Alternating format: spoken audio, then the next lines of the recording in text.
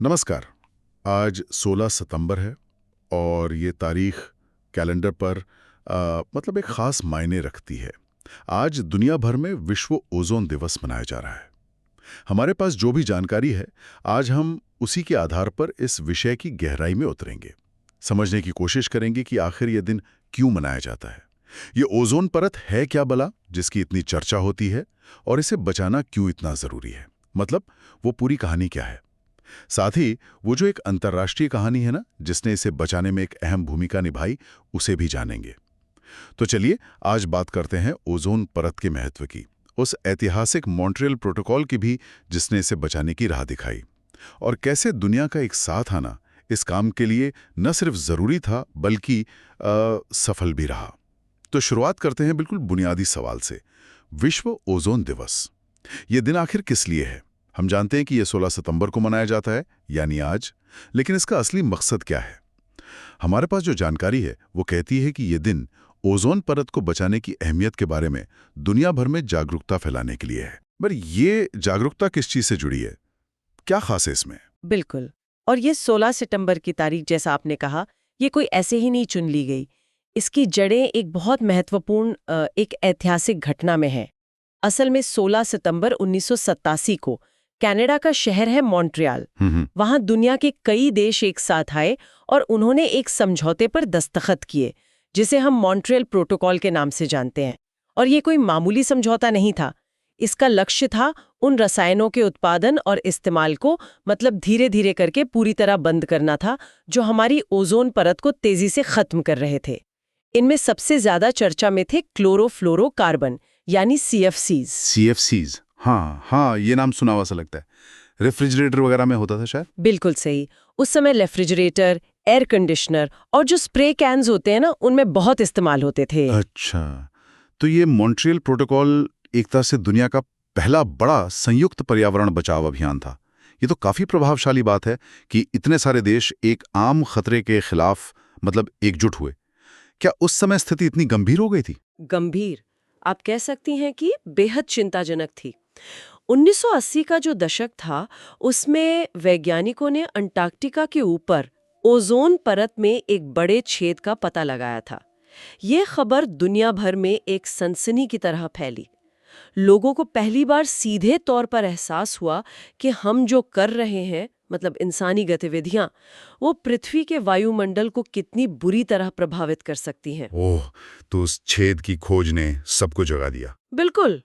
उसी खोज ने ही मॉन्ट्रियल प्रोटोकॉल के लिए वो राजनीतिक इच्छा शक्ति जुटाने में अहम भूमिका निभाई। ये एहसास कि हम अनजाने में अपनी ही ढाल को, अपने सुरक्षा कवच को कमजोर कर रहे हैं, इसने देशों को साथ आने पर मजबूर कर दिया। यह प्रोटोकॉल इस बात का सबूत है कि जब वैज्ञानिक प्रमाण स्पष्ट हो और राजनीतिक इच्छा शक्ति हो, तो वैश्विक सहयोग असंभव नहीं है। और ये जानना भी दिलचस्प है कि इसे आज तक के सबसे सफल अंतर्राष्ट्रीय पर्यावरण समझौतों में से एक माना जाता है। लगभग दुनिया के हर देश ने इसे अपनाया है। वाकई ये जानना कि एक वैज्ञानिक खोज ने कैसे पूरी दुनिया को हरकत में ला दिया, ये अपने आप में एक कहानी है। चलिए अब उस चीज पर ध्यान देते हैं जिसे बचाने के लिए सब कुछ किया गया, ओजोन परत।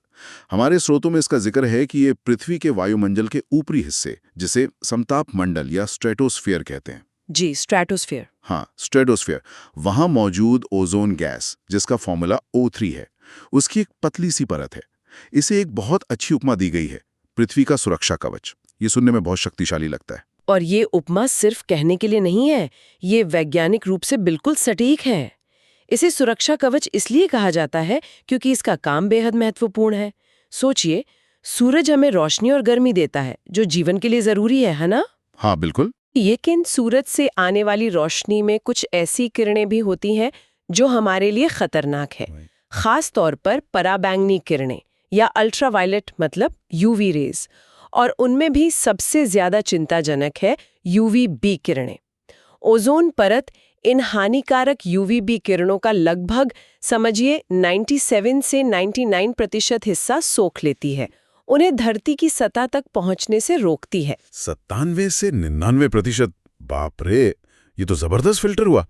अगर ये परत न हो या कमजोर पड़ जाए तो इन यूवी किरणों के सीधे संपर्क में आने से क्या असर पड़ेगा, क्या होता है उससे? असर बहुत गंभीर हो सकते हैं।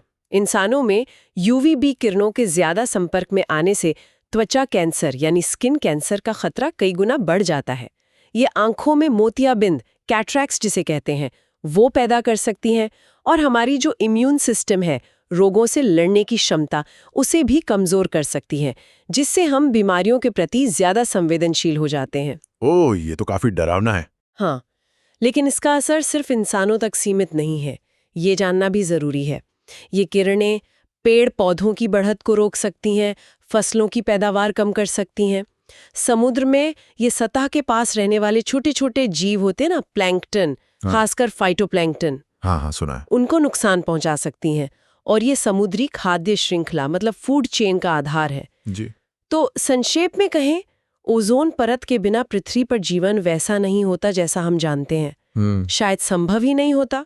ये वाकई में एक अदृश्य लेकिन अनिवार्य सुरक्षा कवच है। और आपको जानकर हैरानी होगी, अगर पूरी ओजोन परत को हम समुद्र तल के दबाव पर ले आएं तो इसकी मोटाई कितनी होगी? कितनी? सिर्फ 3 मिलीमीटर। क्या सिर्फ 3 मिलीमीटर? कुछ सिक्कों जितनी मोटी? जी हाँ, बस इतनी पतली परत इतना बड़ा, इतना जरूरी काम करती है। ये तो अविश्वसनीय है। मतलब ये जानकर तो इसकी सुरक्षा का महत्व और भी ज्यादा समझ आता है। अब अगर हम वापस विश्व ओजोन दिवस के उद्देश्य पर लौटें, तो जैसा कि जानकारी में बताया गया है, ये दिन हमें याद दिलाता है कि हमारी गतिविधियां, हम जो करते हैं, उसका पर्यावरण पर क्या असर होता है, और ये भी कि ओजोन परत की सुरक्षा के लिए वैश्विक सहयोग मतलब सबका साथ आना कितना जरूरी है। इसमें एक सामूहिक जिम्मेदारी का संदेश साफ झलकता है ना? बिल्कुल। ये दिन सिर्फ एक क्या कहते हैं, वैज्ञानिक तथ्य का जश्न मनाने या एक पुराने समझौते को याद करने का दिन नहीं है। ये हमें हमारी सामूहिक जिम्मेदारी का एहसास कराता है। और मॉन्ट्रियल प्रोटोकॉल की सफलता ये दिखाती है कि जब दुनिया एक साझा खतरे को पहचान लेती है और मिलकर काम करती है, तो सकारात्मक बदलाव लाया जा सकता है। और अच्छी खबर ये है कि दशकों के प्रयासों के बाद वैज्ञानिक प्रमाण ये दिखा रहे हैं कि ओजोन परत धीरे धीरे ठीक हो रही है, हील कर रही है। अच्छा, ये तो बहुत अच्छी खबर है। हाँ, अंटार्कटिक ओजोन छेद जो था वो अब सिकुड़ रहा है। हालांकि पूरी तरह से ठीक होने में अभी कई दशक लगेंगे, ये भी सच है, पर ये इस बात का जीता जागता सबूत है कि सही नीतियां और वैश्विक सहयोग पर्यावरण की गंभीर समस्याओं का समाधान कर सकते हैं। ये एक उम्मीद की कहानी है असल में। ये सुनना वाकई राहत की बात है कि हमारे प्रयासों का नतीजा दिख रहा है। लेकिन जैसा आपने कहा, पूरी तरह ठीक होने में अभी वक्त लगेगा। तो ये जागरूकता बनाए रखना और इसे कार्रवाई में बदलना अब भी जरूरी है।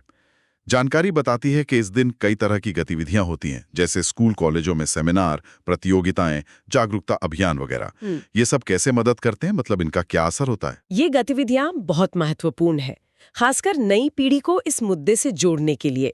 सेमिनार और वर्कशॉप लोगों को ओजोन परत के विज्ञान और इसे बचाने के महत्व के बारे में शिक्षित करते हैं। प्रतियोगिताएं जैसे पोस्टर बनाना या निबंध लिखना, ये युवाओं को रचनात्मक तरीके से इस विषय पर सोचने और अपनी समझ व्यक्त करने का मौका देती हैं। जागरूकता अभियान आम जनता तक पहुंचते हैं, उन्हें याद दिलाते हैं कि ये मुद्दा अभी भी प्रासंगिक है, खत्म नहीं हुआ है। लेकिन इनका असली महत्व तब है जब ये जागरूकता व्यवहार में बदले। व्यवहार में मतलब उदाहरण के लिए ये जानना कि पुराने एयर कंडीशनर या रेफ्रिजरेटर को ठीक से डिस्पोज करना क्यों जरूरी है, ताकि उनमें जो बची हुई ओजोन को नुकसान पहुंचाने वाली गैसें हैं वो वायुमंडल में न मिले। या फिर जब हम नए उपकरण खरीदें तो ये पक्का करें कि वो ओजोन अनुकूल तकनीकों का इस्तेमाल करते हों। अच्छा, ओके। यानी ये सिर्फ एक दिन का आयोजन नहीं, बल्कि एक सतत प्रक्रिया का हिस्सा है। क्या मॉन्ट्रियल प्रोटोकॉल के बाद भी इस दिशा में कुछ नए कदम उठाए गए हैं, क्योंकि दुनिया तो बदलती रहती है? हाँ, बिल्कुल। मॉन्ट्रियल प्रोटोकॉल कोई पत्थर की लकीर नहीं है, ये एक जीवंत समझौता है। जैसे जैसे विज्ञान आगे बढ़ा और नई चुनौतियां सामने आईं, इसे अपडेट किया गया। उदाहरण के लिए जब पता चला कि CFCs के कुछ विकल्प जैसे हाइड्रोफ्लोरोकार्बन यानी HFCs, ये नए हैं? हाँ, ये ओजोन परत के लिए तो ठीक थे, मतलब CFCs जितने बुरे नहीं थे, लेकिन पता चला कि ये बहुत शक्तिशाली ग्रीनहाउस गैसें हैं जो जलवायु परिवर्तन को बढ़ाती हैं। ग्लोबल वार्मिंग में इनका बड़ा हाथ है। तो प्रोटोकॉल में किगाली संशोधन जोड़ा गया। 2016 में अपनाया गया ये संशोधन अब HFCs के उत्पादन और खपत को भी चरणबद्ध तरीके से कम करने पर केंद्रित है। अरे वाह, तो मतलब एक समस्या सुलझाते हुए दूसरी का भी ध्यान रखा गया। जी हाँ, ये दिखाता है कि ओजोन संरक्षण का काम अब जलवायु परिवर्तन से निपटने के प्रयासों से भी जुड़ गया है। ये एक लगातार चलने वाली निगरानी, वैज्ञानिक मूल्यांकन और अनुकूलन की प्रक्रिया है, रुकने वाली नहीं है। ये दिलचस्प है कि कैसे एक समस्या का समाधान दूसरी चुनौती से जुड़ गया और उसके लिए भी कदम उठाए गए। बहुत बढ़िया। तो अगर हम आज की पूरी चर्चा का सार निकालें तो कुछ ऐसा होगा। विश्व ओजोन दिवस, जो हर साल 16 सितंबर को मनाया जाता है, ये उस ऐतिहासिक मॉन्ट्रियल प्रोटोकॉल की याद दिलाता है जिसने ओजोन परत को नष्ट करने वाले रसायनों पर रोक लगाई। ये दिन उस ओजोन परत यानी पृथ्वी का सुरक्षा कवच के महत्व को रेखांकित करता है, जो हमें सूर्य की हानिकारक पराबैंगनी किरणों से बचाती है। और सबसे अहम बात, ये दिन हमें वैश्विक सहयोग की शक्ति और हमारी सामूहिक जिम्मेदारी की याद दिलाता है, जिसकी बदौलत ओजोन परत अब धीरे धीरे ठीक हो रही है। और इस काम को जारी रखने के लिए निरंतर जागरूकता और कार्रवाई की जरूरत है, जिसमें किगाली संशोधन जैसे नए कदम भी शामिल हैं। ये समझना कि कैसे विज्ञान, नीति और अंतर्राष्ट्रीय सहयोग ने मिलकर एक बहुत बड़े वैश्विक संकट को टाला, ये वाकई प्रेरणादायक है। निश्चित रूप से। और यहीं पर एक, आप कह सकती हैं, गहरा विचारणीय बिंदु भरता है, जो शायद हमारे स्रोतों में सीधे तौर पर लिखा न हो, पर उनकी मूल भावना से जुड़ा है। मॉन्ट्रियल प्रोटोकॉल ने दुनिया को दिखाया कि एक गंभीर वैश्विक पर्यावरण संकट से निपटना संभव है अगर सही दृष्टिकोण अपनाया जाए।